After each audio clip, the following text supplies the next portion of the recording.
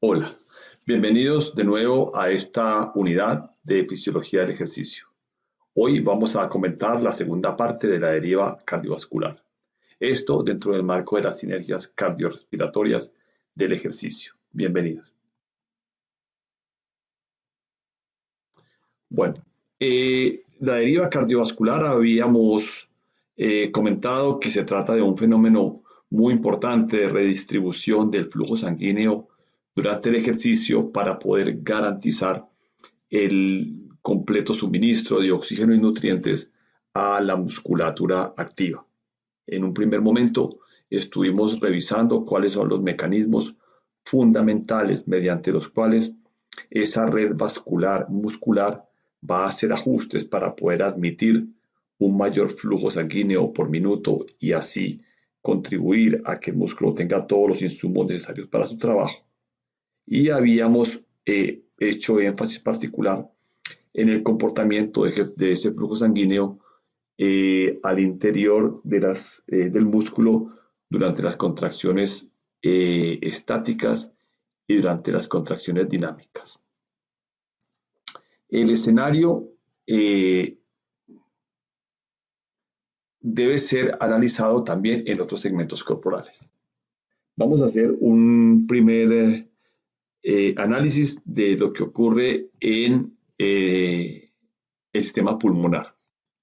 El pulmón, como ustedes bien lo han visto desde el inicio de la unidad, es un órgano de particular importancia en términos de garantizar la cantidad de oxígeno necesario para todos los procesos metabólicos en el organismo y también para la evacuación de elementos del metabolismo energético, particularmente el CO2, aparte de otras funciones importantes, pero la más trascendental es la que tiene que ver con la captación del oxígeno. Este órgano tiene, desde el punto de vista mecánico, la particularidad de ser un órgano que en su composición es relativamente friable, no es compacto, y el flujo de sangre a través de su estructura se hace relativamente fácil debido a la distensibilidad de los sacos alveolares y de los vasos que ellos contienen. Esto le va a dar unas características específicas que, a pesar de constituir un circuito vascular que se denomina la circulación menor, va a tener unos comportamientos hemodinámicos específicos que difieren sustancialmente de lo que ocurre en la circulación mayor, que corresponde a aquella que abarca los vasos que se derivan de la arteria aorta. Entonces, así las cosas, el pulmón va a jugar un papel crítico en la función hemodinámica, tanto en reposo, pero más aún durante el ejercicio, porque tiene que garantizar este órgano que, a pesar de los cambios metabólicos tan importantes que se van a dar en el organismo en términos de aumento en los requerimientos de oxígeno para aprovisionar el músculo de ATP, él tiene que ser capaz de asegurar que la captación de oxígeno no se debe ver afectada, y de hecho es así como ocurre cuando el individuo se ejercita a gran intensidad o a máxima intensidad en condiciones atmosféricas normales, que podríamos decir que son aquellas de nivel del mar. No entra aquí el capítulo de lo que tiene que ver con el ejercicio en condiciones de hipoxia hipovárica, es decir, la dificultad de captación de oxígeno que ocurre cuando estoy en alta montaña. Eso será objeto de otra revisión, pero en condiciones barométricas normales, aún en condiciones de ejercicio de alta intensidad, la captación de oxígeno debe mantenerse garantizada. Veamos entonces cuáles son las particularidades de este segmento.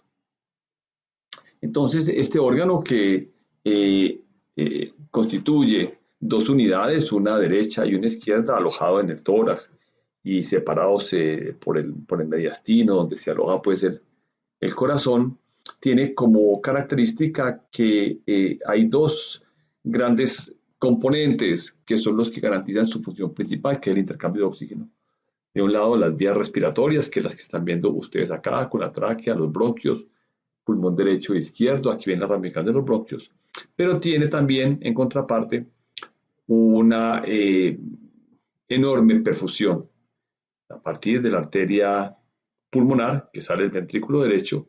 A estos pulmones le van a ingresar los vasos que se van a ir dividiendo sucesivamente hasta alcanzar un diámetro tan pequeño que es el que va a abrazar el capilar donde va a ocurrir el intercambio gaseoso. Entonces, bien, a través de la arteria aorta van a salir 5 litros de sangre por minuto hacia la circulación general y tratándose de una bomba mecánica al corazón para tener su efectividad y sacar a través de la arteria aorta 5 litros por minuto, es necesario que en las cavidades derechas, en la aurícula derecha, en el ventrículo derecho, estén circulando también 5 litros de sangre por minuto. Así las cosas, el mismo flujo de sangre que sale hacia la circulación general es aquel que debe pasar por la circulación pulmonar. No cabe duda de eso, aunque hablaremos en su momento de algunas particularidades que tienen que ver como en ciertos momentos puede haber un desajuste entre la sangre que sale de la arteria aorta y la que está llegando a las cavidades derechas del corazón, pero hay que advertir que esos desajustes solo pueden ser transitorios y deben ser rápidamente corregidos o ajustados por el sistema cardiovascular competente. Entonces, si yo comparo cómo se comportan las presiones de la sangre, tanto en la circulación general como en la circulación mayor, que depende de la arteria aorta, como en la circulación menor, que es la que corresponde a la circulación pulmonar, voy a ver una progresión que es como la estamos viendo en esta diapositiva. En primer lugar, veamos la circulación mayor, hemodinamia sistémica. En su momento habíamos visto cómo el gasto cardíaco iba a producir un incremento considerable, importante, en algunos casos, para algunos casos diría yo que casi sorprendente, de la presión arterial, en la medida que si yo aumento el volumen de sangre circulante por minuto, en un sistema necesariamente voy a ver aumentada la presión. Es así como observan ustedes aquí que dentro de la circulación sistémica, a través de la arteria aorta, este sujeto que tiene una presión de 110, 115, 80 para la sistólica y la diastólica, voy a ver un incremento globalmente, pues simplificado, lo vimos en su detalle en sesiones anteriores. Aquí estamos marcando un incremento lineal con la intensidad. ¿Qué quiere decir? Entre más intenso el ejercicio, más alto es el valor de presión arterial, pudiendo alcanzar, recordarán ustedes, que comentamos los valores máximos tolerables de 220 milímetros de mercurio. Y una presión arterial diastólica que puede alcanzar unos valores máximos de 110.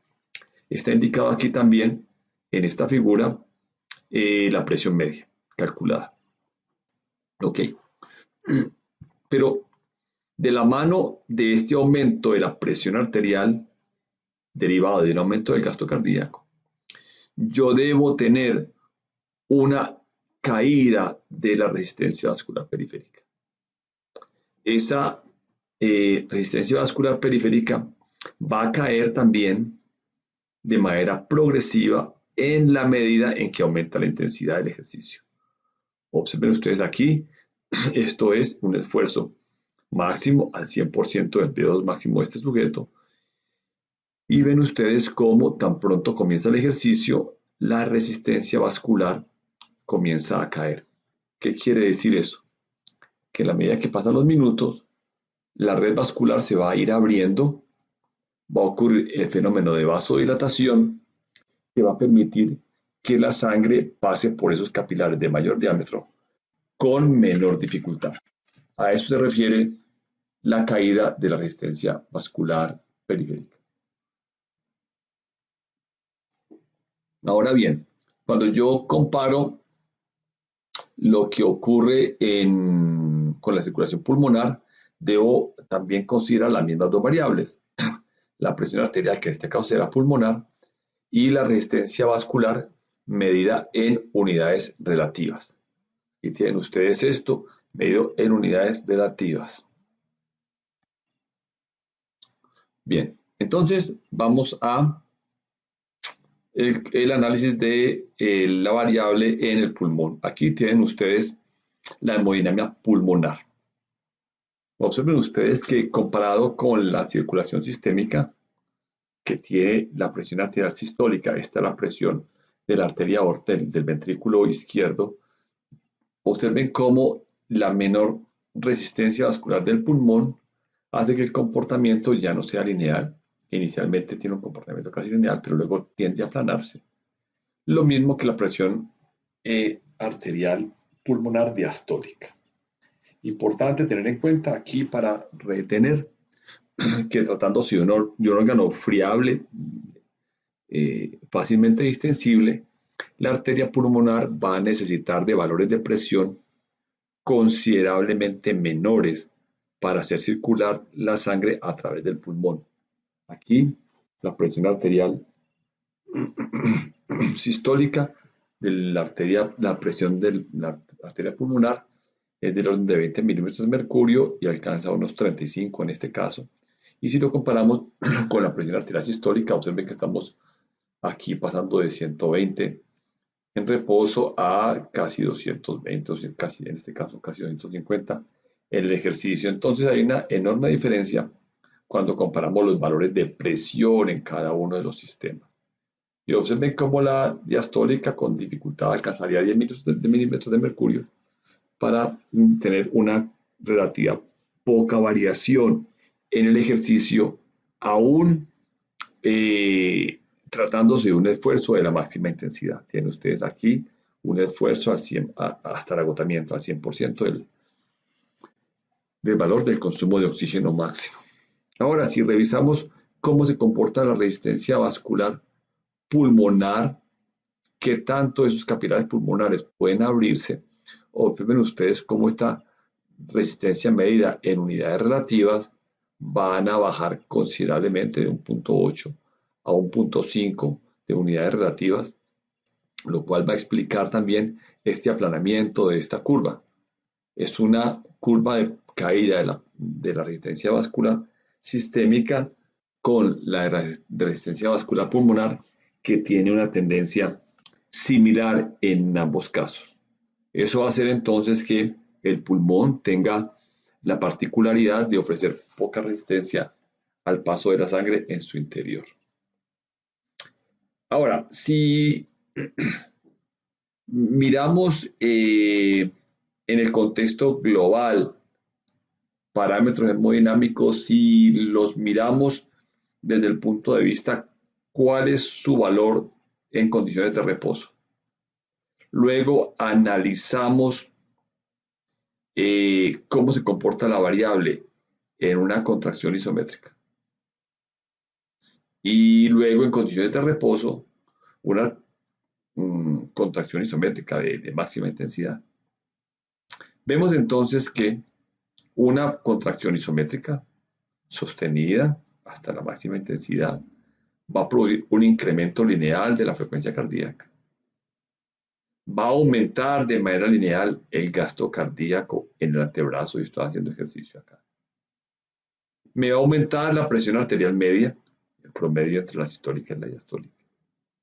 Y observen ustedes que aquí fundamentalmente el realizar ese ejercicio vigoroso, ese ejercicio estresante que me va a activar la liberación de hormonas adrenérgicas como adrenalina, adrenalina y noradrenalina, se va a manifestar de acuerdo a la activación de esta actividad simpática, que va a pasar un poco más del doble de su valor de base.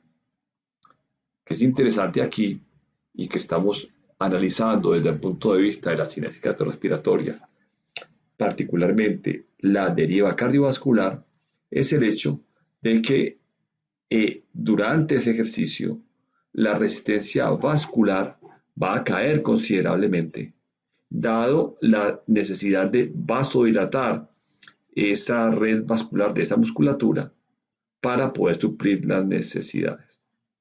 Observen cómo ya en condiciones de reposo hay un fenómeno progresivo de vasoconstricción que me va explicando de nuevo la retoma del diámetro previo que tenían esos capilares. Ahora, desde el punto de vista de la deriva cardiovascular en otros sistemas, es importante considerar el comportamiento del flujo sanguíneo a la piel y, y la resistencia vascular a la piel. Este aparte será analizado ulteriormente en más detalle, dada la gran importancia que tiene dentro del contexto de la fisiología del ejercicio. Pero bueno, aquí simplemente para articularlo con lo que está ocurriendo en el organismo en general y comparado con los otros sistemas, vamos a ver que el ejercicio, cuando yo lo sostengo durante unos 3 minutos vigoroso, eso me va a llevar a un aumento de la presión arterial, ya lo hemos dicho y lo hemos explicado múltiples veces aquí. Estamos representando en milímetros de mercurio la presión arterial media, lo cual me dice pues que es un aumento importante del gasto cardíaco.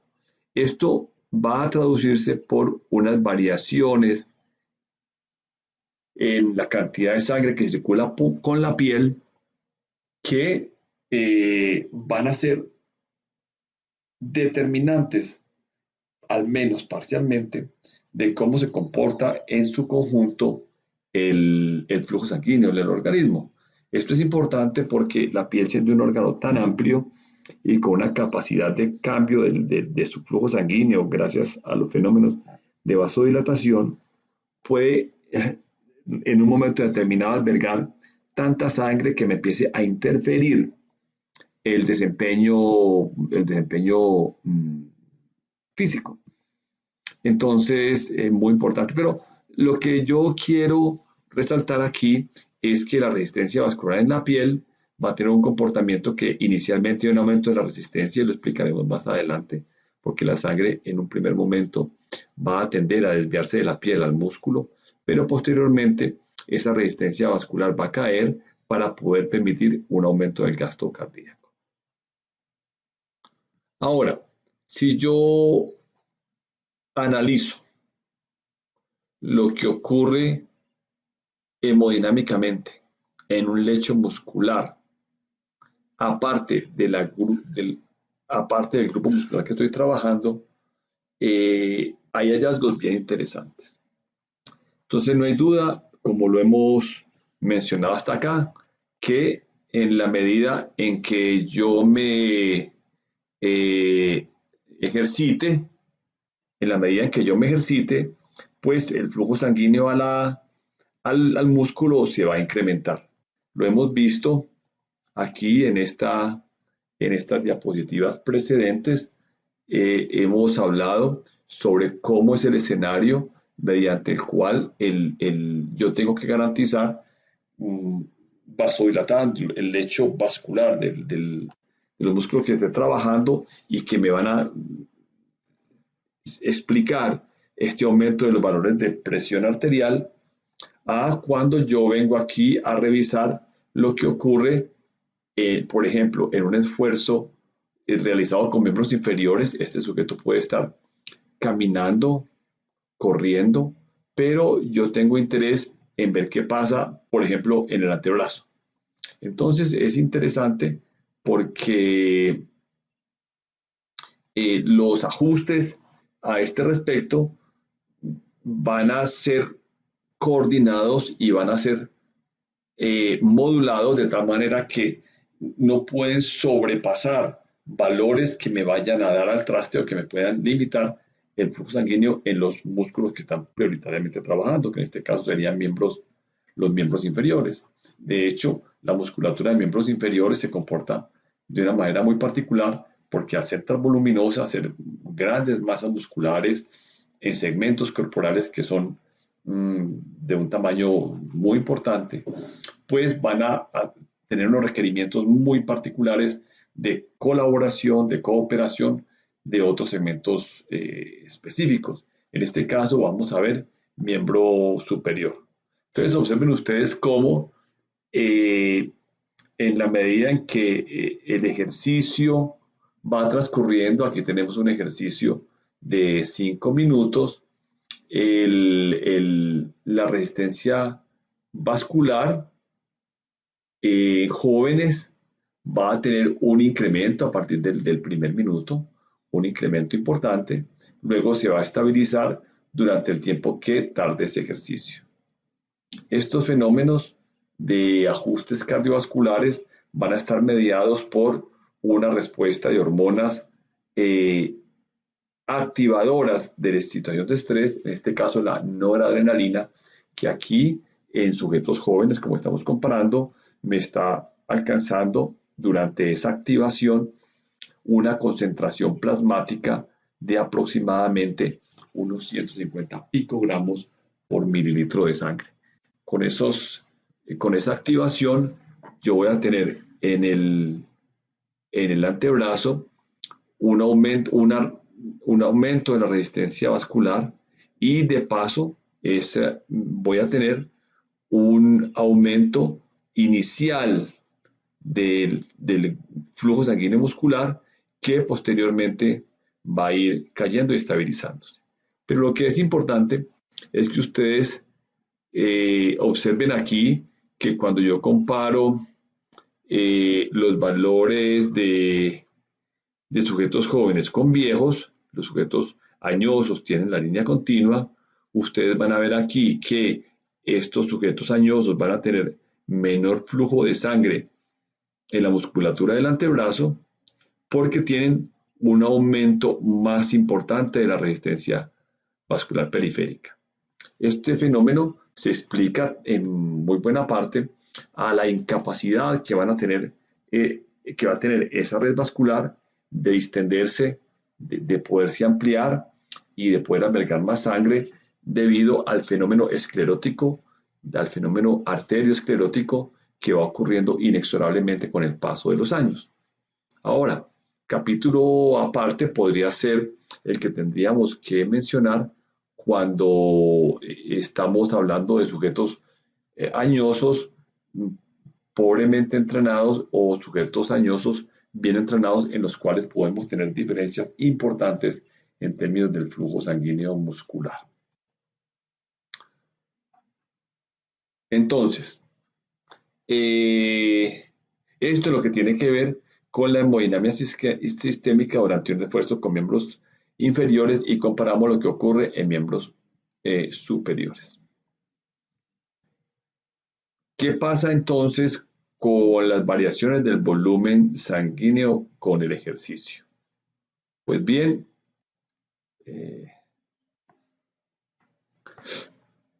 ¿cuáles son las variaciones entonces del volumen sanguíneo con el ejercicio en compartimientos corporales como el tórax, el abdomen y los miembros inferiores?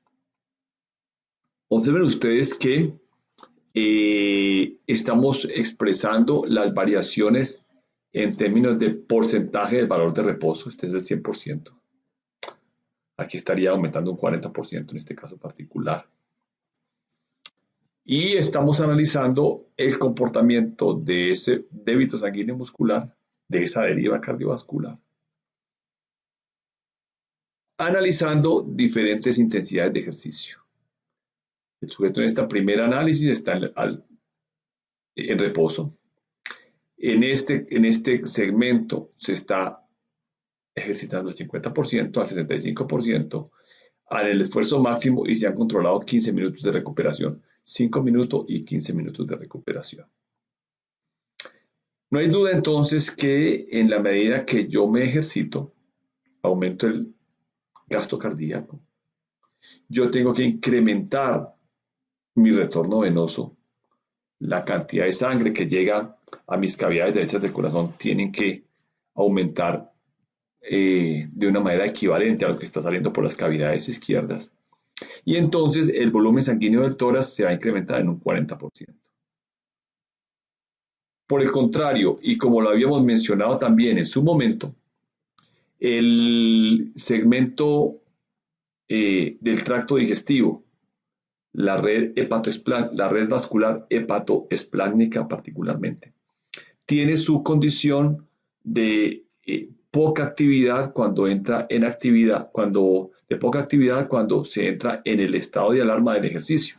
Cuando yo activo el sistema simpático con la liberación de las catecolaminas, entonces todos los procesos digestivos van a pasar a un segundo plano. Y vimos también en su momento cómo estos segmentos, estas vísceras abdominales, intestino, hígado, páncreas, vaso particularmente, van a poder quedar desprovistos de un considerable flujo de sangre para poder desviar esa volemia, ese volumen de sangre hacia los músculos activos. Es por eso que si alguno de los compartimientos corporales es capaz de verse desprovisto, de ver una disminución considerable del volumen de sangre que circula a través de él, va a ser el abdomen. Y es lo que estamos viendo aquí en esta imagen. Ustedes ven cómo ha perdido un 20% del valor de las condiciones de reposo.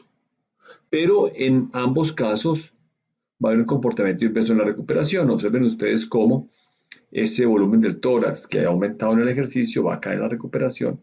Y aquí en el abdomen pues vamos a tener una recuperación en la medida que va transcurriendo el ejercicio. Miren ustedes que ya las variaciones del volumen de sangre en miembros inferiores van a ser menos drásticas, van a tener ustedes un comportamiento que en el ejercicio, sobre todo entre el 50 y el 100%, va a tener una leve tendencia al incremento y luego como fenómeno de la vasodilatación residual que se va a manifestar en la fase de recuperación, ese flujo sanguíneo, ese volumen sanguíneo post ejercicio va a tener una tendencia al incremento.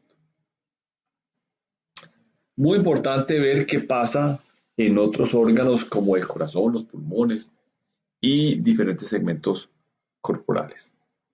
El corazón es un órgano de la más alta importancia en la medida en que esa masa muscular activa va a tener un incremento drástico supremamente importante de los requerimientos de oxígeno y nutrientes durante el ejercicio. En una unidad posterior entraremos en detalle a hablar de las repercusiones hemodinámicas miocárdicas del ejercicio. Es un capítulo muy interesante, pero aquí en este momento vamos a hacer una revisión sintética de lo que ocurre en este segmento.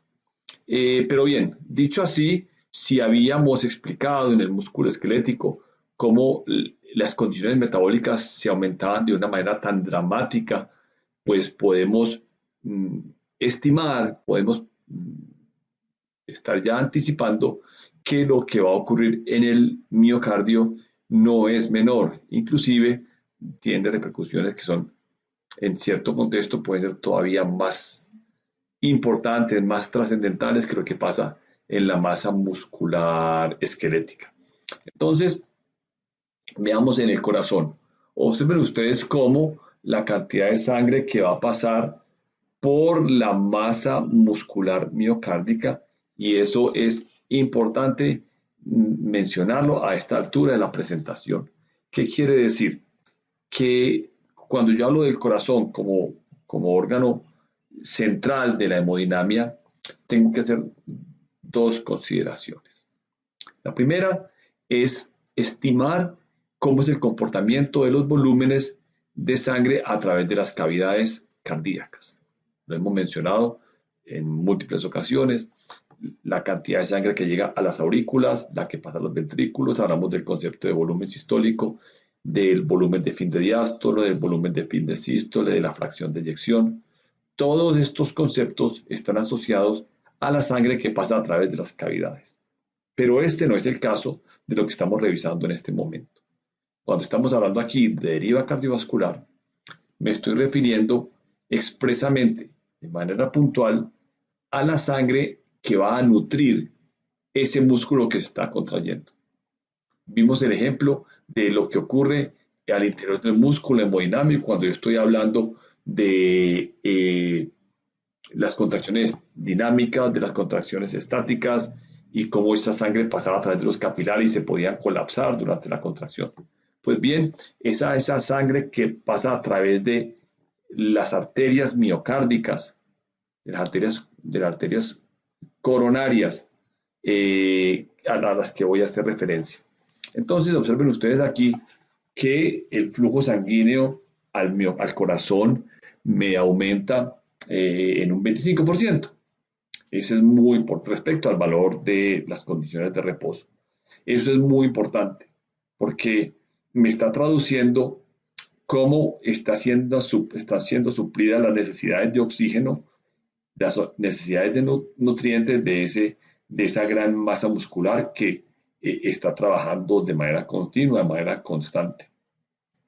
También habíamos visto en diapositivas anteriores cómo me aumentaba el flujo de sangre a los pulmones y observen ustedes que está casi que alcanzando un 50% más del valor de reposo y eso es muy, muy importante.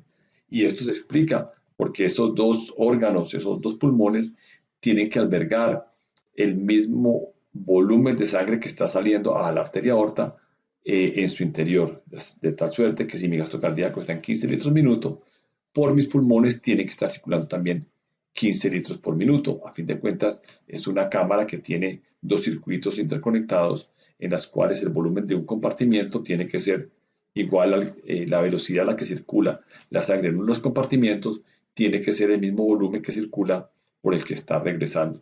Ahí no hay discusión. Entonces, bien, pero eso es el pulmón en todo su contexto. ¿Qué pasa entonces si nosotros analizamos eh, los vértices y las bases pulmonares? Observen ustedes que las bases pulmonares, que es la parte inferior del pulmón, es la parte inferior, tiene una estructura globalmente piramidal y la base pulmonar es aquella que se está acercando hacia los diafragmas, mientras que los vértices son los que están arriba, cerca de la clavícula. Esas bases pulmonares van a aumentar su flujo sanguíneo en el esfuerzo máximo, un esfuerzo realizado aproximadamente al 100%. El VO2 máximo se va a aumentar en un 40% ese volumen de sangre en la base pulmonar. Pero observen ustedes que los vértices pulmonares pueden recibir casi el 60%. Entonces, eso quiere decir que la distensibilidad del pulmón y la manera como él puede albergar el volumen de sangre circulante en su interior va a tener cierto cambio dependiendo de la porción del pulmón que estemos hablando. Si estamos hablando de la base pulmonar, si estamos hablando del vértice pulmonar, son contextos diferentes. El entendido que va a ser el vértice pulmonar quien va a tener capacidad de albergar más sangre.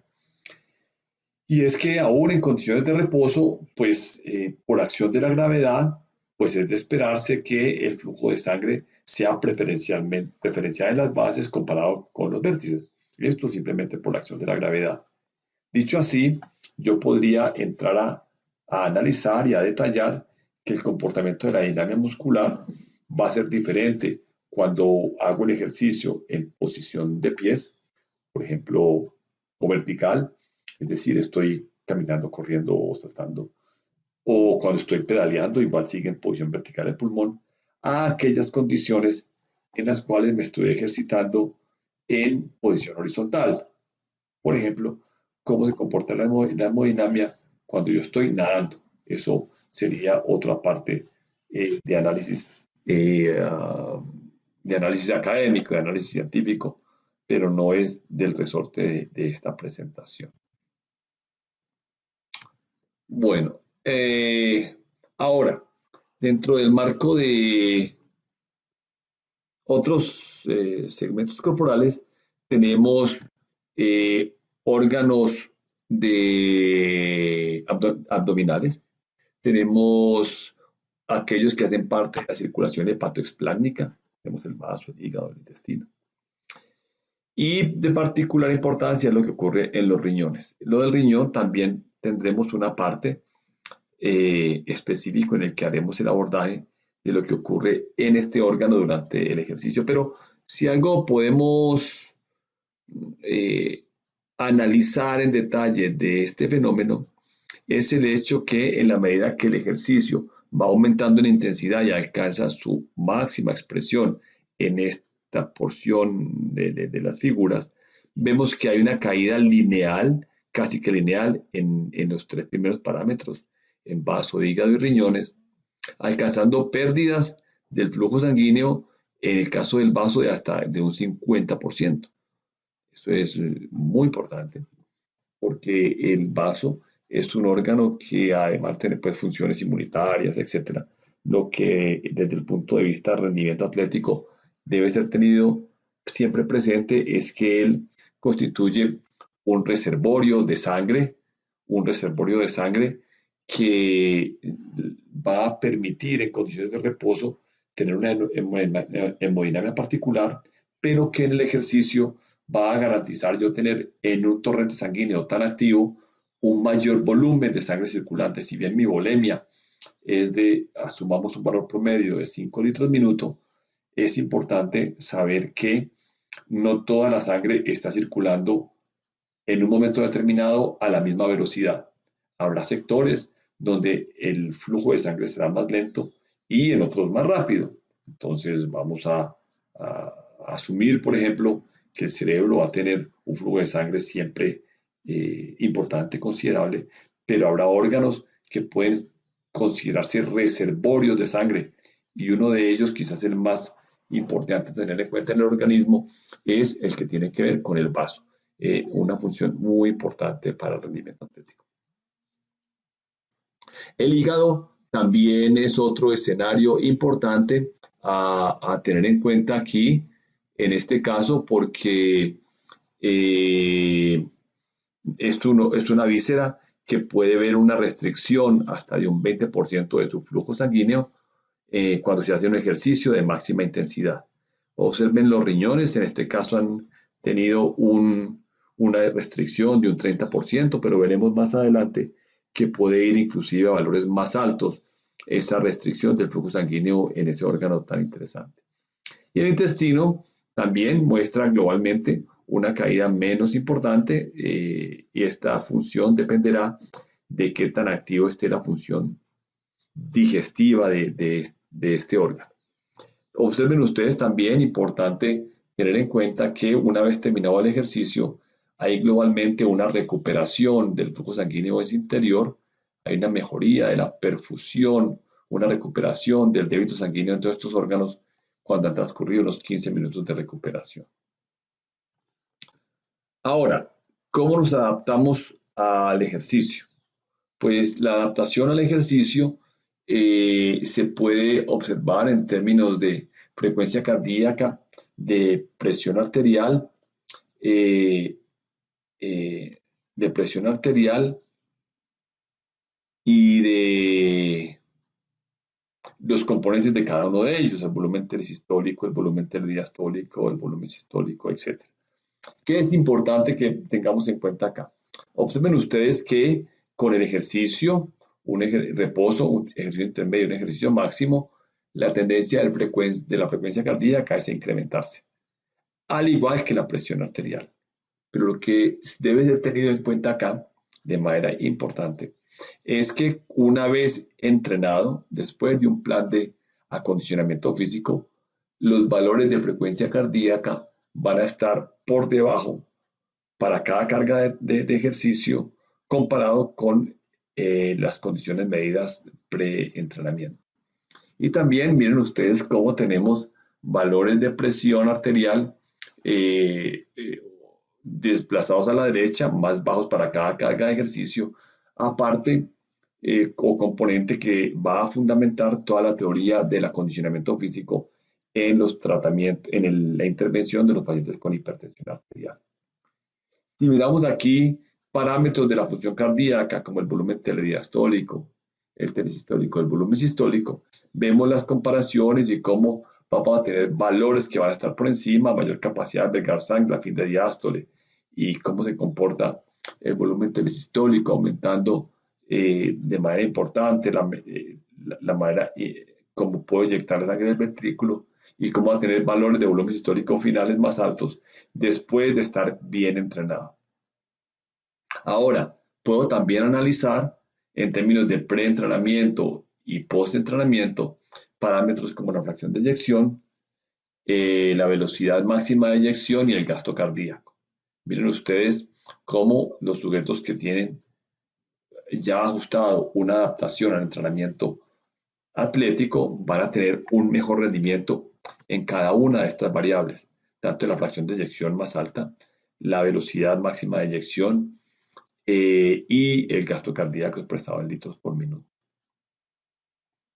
Ahora bien, si miramos la comparación entre sedentarios y atletas de estos parámetros como el volumen telediastólico, el telesistólico, el volumen sistólico, vemos siempre por encima los valores de atletas. Observen ustedes, por ejemplo, que me interesa sobre todo este parámetro que no hemos mencionado tanto, es el volumen telesistólico. Observen cómo desde reposo este sujeto atleta va a tener en reposo un valor más alto para arrancar el volumen sistólico y puede pasar de unos 55-57 a 75 mililitros por metro cuadrado, estos dependiendo de la superficie corporal. Y cuando se compara el reposo con el esfuerzo máximo. Y observen ustedes el mismo fenómeno en términos de fracción de eyección, frecuencia cardíaca. Miren los atletas con frecuencias cardíacas más bajas, tanto en reposo como en el esfuerzo máximo, y más aún, más llamativo, más impresionante, lo que tiene que ver con el gasto cardíaco. Bueno, ahora, ¿qué pasa entonces en términos de capacidad de adaptación al ejercicio cuando miramos este volumen telesistólico analizado en estas condiciones de esfuerzo máximo? Esto es en porcentaje del esfuerzo máximo. Observen ustedes los atletas de competición, como tienen valores que son lejanos de los sujetos corredores aficionados, y eso que no hemos mencionado aquí, pues cuál sería la curva de los sujetos sedentarios. Y miren ustedes también comparados atletas de competición con aficionados, las diferencias del volumen sistólico. Este aumento del volumen sistólico es lo que va a explicar de manera tan considerable los gastos cardíacos excepcionales que pueden alcanzar estos individuos durante el ejercicio. Recuerden que habíamos dicho que mientras los sujetos promedio, hombres, pueden alcanzar gastos cardíacos en ejercicio máximo del orden de 17, 18 litros minuto, los atletas de disciplinas de fondo pueden alcanzar valores de 35, 38, algunos han descrito valores de 40 litros minuto.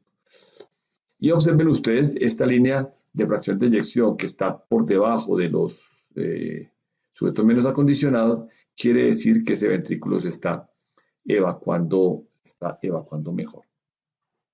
Bien, entonces, señores, hasta aquí hemos analizado fenómenos muy interesantes globales de la deriva cardiovascular, un escenario que debe ser tenido en cuenta para poder tener un concepto, poder tener una aproximación sobre el impacto que está teniendo en la distribución de la sangre en un momento determinado del ejercicio en los diferentes órganos y sistemas. Obviamente, la respuesta de estos órganos y sistemas van a estar determinados también por la intensidad y por la duración del ejercicio, pero fundamentalmente por la intensidad del ejercicio. Concepto muy importante a tener en cuenta por todos los profesionales de la actividad física. Muchas gracias.